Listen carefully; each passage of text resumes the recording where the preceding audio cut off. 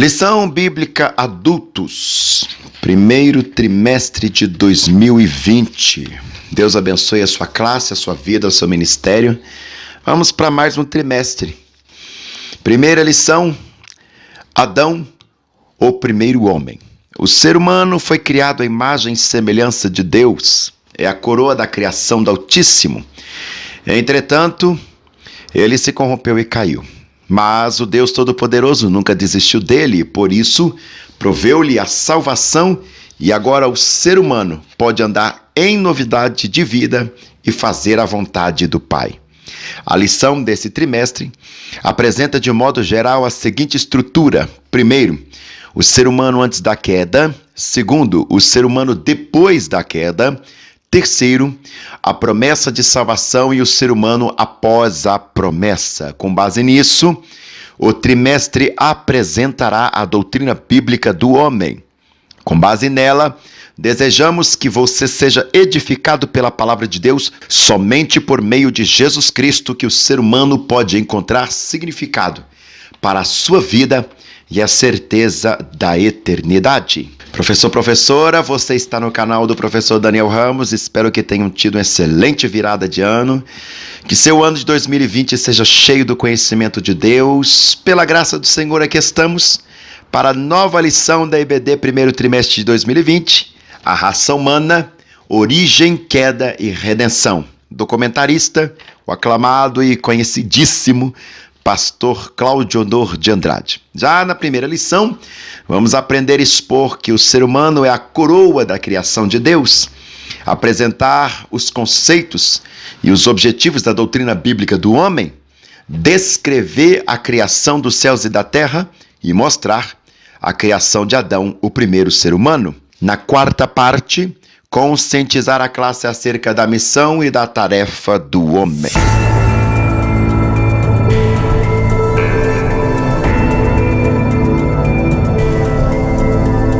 Vamos iniciar mais um ano após fazer uma reflexão das atividades pedagógicas do ano que se passou. É hora de colocar em prática uma nova proposta pedagógica a fim de que seus alunos aprendam a palavra de Deus de melhor forma. Neste trimestre, estudaremos a doutrina bíblica do homem, uma importante doutrina cristã. Qual o objetivo de Deus ao criar o mundo? Por que Deus criou o ser humano? Qual o propósito do homem neste planeta? São perguntas que interessam essa importante disciplina da teologia sistemática, denominada também de antropologia teológica. O comentarista deste trimestre é o pastor Cláudio Honor de Andrade, como já dizemos.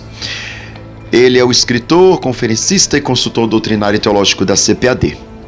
Que a cada lição possamos aprender sobre o que Deus espera do ser humano que vive segundo os propósitos dele. É bem viável dizer que esta também é a lição que comemora os 80 anos da CPAD. É uma lição muito brilhante. Na introdução, o pastor Claudino de Andrade, apresentando o conteúdo da lição 1, que promete responder, fundamentado na Bíblia, as questões a respeito do ser humano, sobretudo Adão e Eva, vai ficar na problemática do pecado, as experiências fora do jardim do Éden e a triste realidade do homem do pecado, e a nossa gloriosa redenção a todos e todas que receberem a Jesus Cristo, Deus homem. Estudaremos ainda nesta lição a antropologia bíblica, ou seja, a doutrina do homem. Antropos, homem, logia, estudo. Daí, a antropologia é o estudo do homem. Aqui, claro, dentro da perspectiva bíblico-teológica. O autor ainda vai mexer no polêmico tema de ser Adão, o primeiro homem, fundamentado em Lucas 3:38, onde a Bíblia chama Adão de filho de Deus.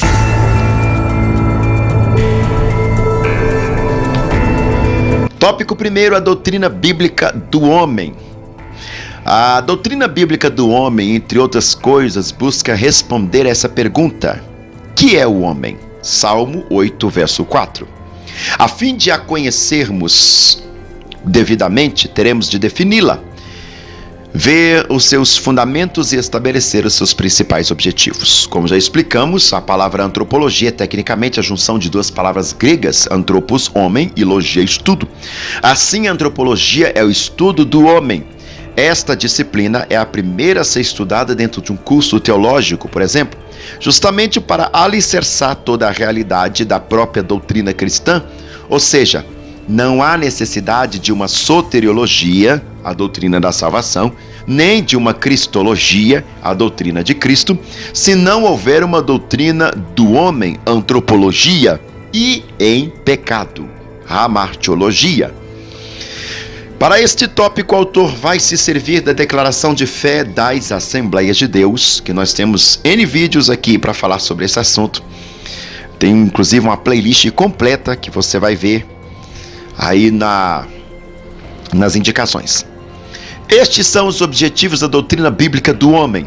Primeiro, responder às grandes perguntas do ser humano. Quem sou eu? De onde eu vim? Quem represento? Qual minha missão e para onde eu vou?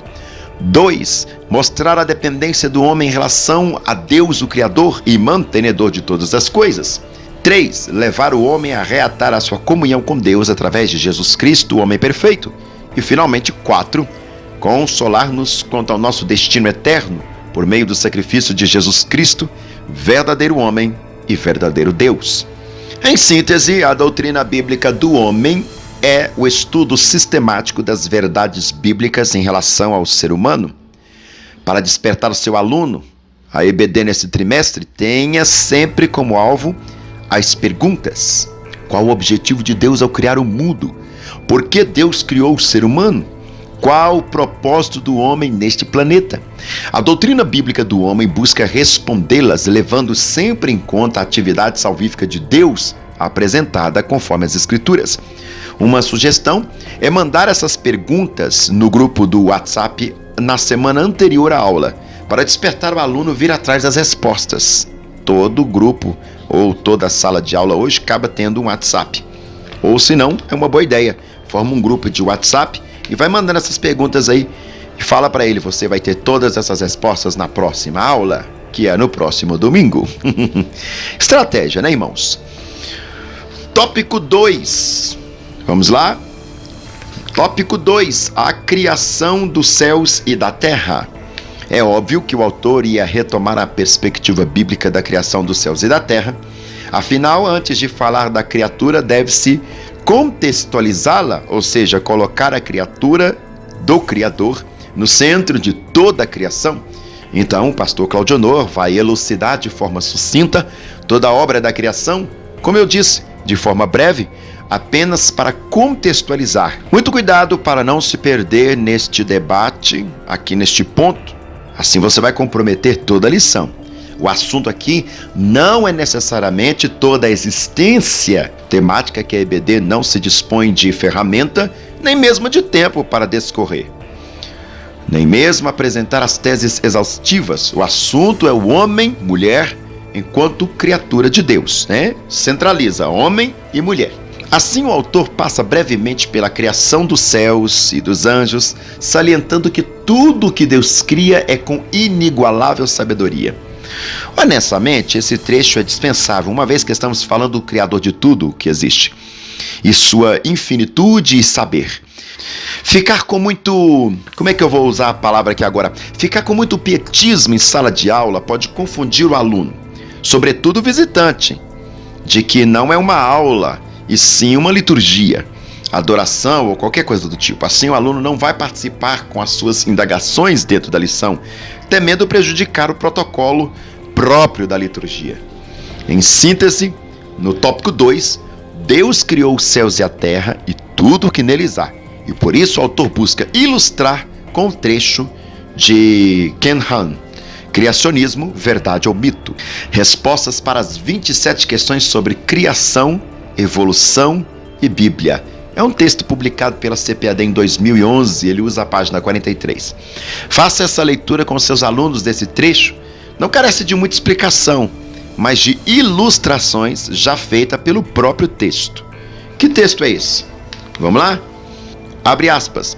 Tudo no universo, cada planeta animal, cada rocha, cada partícula de matéria ou de onda de luz está preso às leis, em relações às quais não há escolha a não ser obedecer.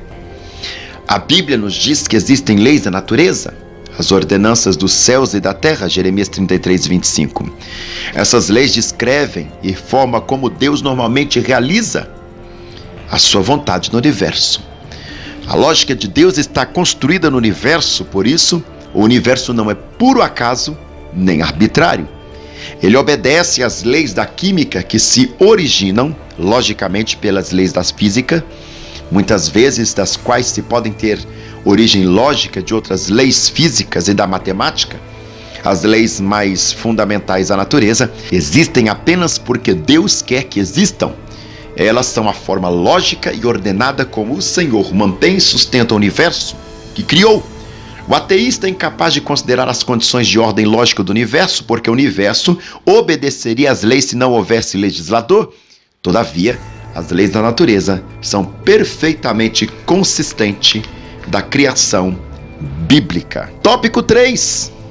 A criação de Adão, o primeiro ser humano. Para o terceiro tópico, o pastor Claudio Honor rebate a tese da casualidade da criação, clássica do Big Bang. Ou seja, não foi uma questão de casualidade a criação, mas de um propósito divino. O autor comete um equívoco teológico gravíssimo quando chama Concílio da Santíssima Trindade, ou seja, uma reunião do Pai, do Filho e do Espírito Santo para discutirem a criação do homem, apenas porque o versículo de Gênesis 1:26 usa a expressão façamos no plural. Isso é muito sério, irmãos, pois a expressão façamos só aparece no texto, pois em seu início o nome de Deus apresentado ali é Elohim. Em Gênesis 1:1, que seria melhor traduzido por, abre aspas, no princípio criou deuses os céus e a terra, fecha aspas, a tradição presente da formação do Pentateuco não quer dizer que existe mais de um Deus, mas usando a expressão Elohim, em hebraico é plural, eles afirmam a ilimitude do Deus professado na fé judaica e não tem nada a ver com grau numérico de se tratar de mais de um Deus ou deuses. Portanto, o autor Claudio Honor de Andrade retoma um versículo 26 de Gênesis 1, façamos, para fundamentar uma possível reunião de Deus. Ele fere a doutrina da igreja, Trindade, quando explicada claramente na declaração de fé das Assembleias de Deus. Um Deus em 3 pessoas, e não 3 deuses, o que seria herético. Na declaração de fé, a Assembleia de Deus retoma a doutrina sobre a Trindade da era patrística da igreja. Para os leigos em teologia, patrística foi um período que se iniciou com a transição entre o antigo e o medievo. Marilena Chauí destaca que a patrística inicia-se com as epístolas de Paulo e o Evangelho de João e termina no século VIII. Isso é muito sério. Vamos retomar a ortodoxia da igreja, muito bem definida na declaração de fé das ADs. Aqui no meu canal, eu já tenho pronto o vídeo do capítulo 2 sobre Deus, conforme essa indicação. Você pode assistir e conferir aí no documento da igreja. Finalmente, a expressão façamos é usada por causa da regra da gramática, ou seja, o texto que se inicia no plural deve se manter no plural. No capítulo 1 de Gênesis, há Elohim, façamos, tudo isso no plural. O Antigo Testamento é doutrina judaica e, por isso, jamais falaria da Trindade, que é uma doutrina cristã. Trata-se apenas de uso gramatical correto das palavras. Muito cuidado aí. O autor destaca que, abre aspas, por acreditarmos piamente na literalidade de Gênesis, professamos que o ser humano é o resultado de um ato criativo de Deus e não de um longo e fantasioso processo evolutivo, como ensinam dogmaticamente os evolucionistas. Tudo quanto veio a existir, inclusive o homem, veio a existir como resultado de uma ordem expressa do Todo-Poderoso. Salmo 148, verso 5. O criacionismo bíblico é incompatível com o evolucionismo. 2 Coríntios 6, verso 14. Honestamente, não acrescentou muita coisa. Vejamos as próximas lições, que Deus tenha misericórdia de nós. Pois o autor esqueceu de temáticas importantíssimas, como as expressões presentes na criação, né? Imagem e semelhança. O que é que significa isso, afinal de contas, no homem? Existe alguma diferença entre imagem e semelhança? Algumas pessoas tentam estabelecer diferenças entre ser a imagem de Deus e ser a semelhança de Deus. Todavia, a palavra imagem e semelhança são sinônimas. Na Bíblia, elas são aplicadas para se referir ao mesmo significado. Os termos hebraico, tselem e demush são traduzidos como imagem e semelhança, respectivamente, apesar da Septuaginta, versão do Antigo Testamento, e a Vulgata, versão latina da Bíblia, inserirem um i entre essas duas expressões. Na frase em hebraico não existe nenhuma conjunção entre essas palavras. Isso significa que no original lemos a nossa imagem conforme a nossa semelhança. Fecha aspas. É muito fácil notar que não há diferença entre imagem e semelhança nesse sentido do texto bíblico. Isso pode ser percebido quando analisarmos alguns versículos do próprio texto do Gênesis. O autor bíblico utiliza essas duas palavras de forma intercambiável. Gênesis 1:26 é a primeira vez que o conceito de que o homem é a imagem e semelhança de Deus aparece nas Escrituras. No versículo seguinte, 27, apenas a palavra imagem é usada. Já em Gênesis 5:1, o autor do livro resolveu utilizar apenas a palavra semelhante. Por fim, em Gênesis 9:6, mais uma vez a palavra imagem aparece. Com isso, podemos perceber que ambas as palavras são utilizadas indistintivamente, como sinônimos. Logo, devemos entender que a expressão, abre aspas, a semelhança de Deus é apenas outra maneira de dizer que somos criados à imagem de Deus. Fecha aspas. Mesmo ficando claro que as expressões são sinônimas, é possível que talvez o autor de Gênesis tenha usado essa repetição particularmente em Gênesis 1:26 para garantir que as pessoas compreendessem algo muito importante. Apesar de um homem ser criado à imagem e semelhança de Deus, de modo algum ele é divino. Entre outras palavras, o homem é uma representação de Deus, mas não é um semideus. O homem reflete a sua imagem, na medida em que é semelhante a ele em alguns aspectos.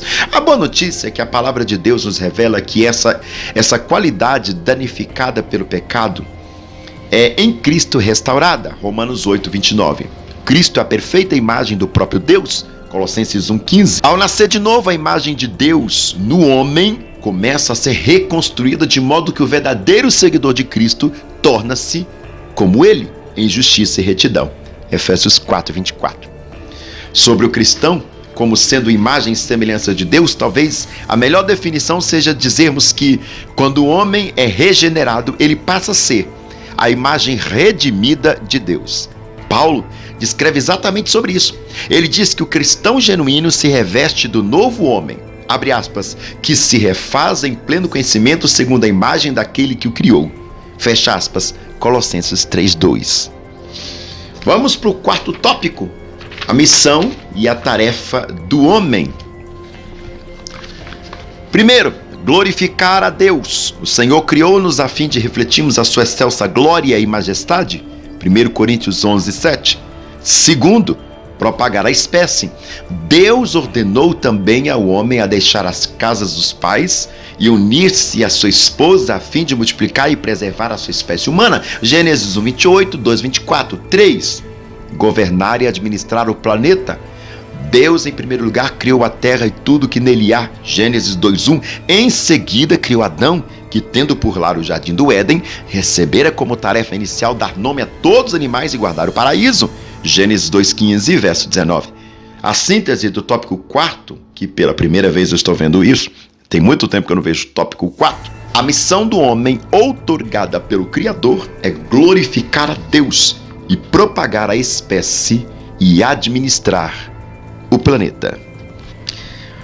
Eu não entendi a necessidade deste último tópico, mas eu não vou falar mal da lição, não. pois tem muitos irmãos que ficam com raiva de mim quando eu falo isso. Eu só sou sincero com as minhas coisas, eu não aprecio comidinha. Enquanto assembleiano legítimo, gosto de pão e eu dispenso enrolação. Pronto, falei. Hashtag pronto, falei. Vamos clarear nossas ideias com a leitura do subsídio filosófico-teológico, o que o autor coloca aqui para nós, de Michael Palmer. Porque o propósito básico da humanidade está com Deus. Essa necessidade primária é estar com harmonia com Ele. Essa necessidade leva-nos a procurar, a aprender e assim desenvolvermos as qualidades da imagem de Deus. Nossa necessidade de pensar e escolher, criar e ser tudo o que somos designados a ser, faz-nos potencialmente compatíveis com nosso Criador. A Bíblia começa com Deus criando os seres humanos e dando-lhes instruções concernentes ao seu propósito para as pessoas e a natureza. Do relato da criação de Gênesis, a grande comissão registrada no Evangelho de Mateus, a Bíblia, é uma história de como Deus trabalha nas pessoas para gerar e manter o seu propósito. Nosso propósito é o próprio Deus. O pecado entrou na nossa natureza quando este potencial de ser como Deus foi explorado de modo abusivo. A queda de Adão e Eva é a demonstração original de como todos os males e dificuldades são provenientes de não entendermos as necessidades reais humanas ou de tentarmos satisfazê-las de maneira errada. Fecha aspas. Para refletir a respeito de Adão, o primeiro homem, responda, primeiro tópico, o que é a doutrina bíblica do homem? A doutrina bíblica do homem é o ensino sistemático das verdades referentes ao ser humano que encontramos nas escrituras do Antigo e do Novo Testamento. Qual o principal fundamento da doutrina do homem? O principal fundamento da doutrina bíblica do homem encontra-se, obviamente, na Bíblia Sagrada, nossa regra única de fé infalível e prática. Quando o homem foi criado, em primeiro lugar, Deus criou os céus e a terra e tudo que neles há, e então veio a formar o homem. Qual a diferença entre o homem e os animais? Ao contrário dos animais, o homem foi criado direta e pessoalmente por Deus, para que refletisse a sua glória divina, conforme 1 Coríntios 11:7. Qual a missão do homem? A missão do homem é glorificar a Deus, propagar a espécie e administrar o planeta. Obrigado pela sua parceria. Não deixe de se inscrever no canal.